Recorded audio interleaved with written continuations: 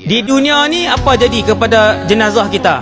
Orang mandikan, orang kafankan, orang bawa main masjid, kemudian orang bawa pergi ke tanah perkuburan.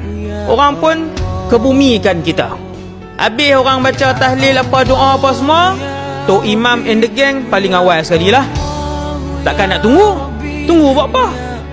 Bukan kehidupan tempat orang mati. Ahli keluarga kita tunggu ustaz? Tak ada ahli keluarga tunggu seminggu. Saya tak pernah nampak lagi. 3 jam ahli keluarga pun balik. Isteri tercinta kah, suami tercinta kah, anak tercinta kah, tak ada lagi yang duduk 11 jam. Tak ada. Nabi kata, renung-renungkanlah, kata Rasulullah, siapa yang akan menemani kamu. Nabi kata semua balik. Pangkat kamu balik, kemasyhuran kamu balik, harta kamu balik, anak isteri tercinta kamu balik. Yang tunggu di situ hanyalah amalan kamu sahaja.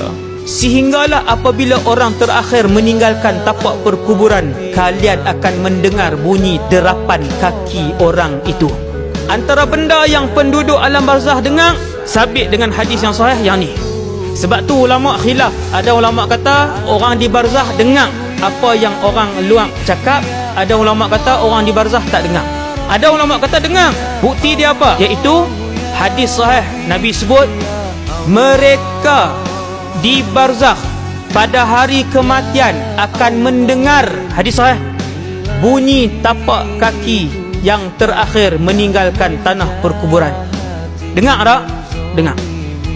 Bunyi tapak kaki kita duduk dengar. Pak jalan habis, tinggal kita. Tak ada siapa tunggu.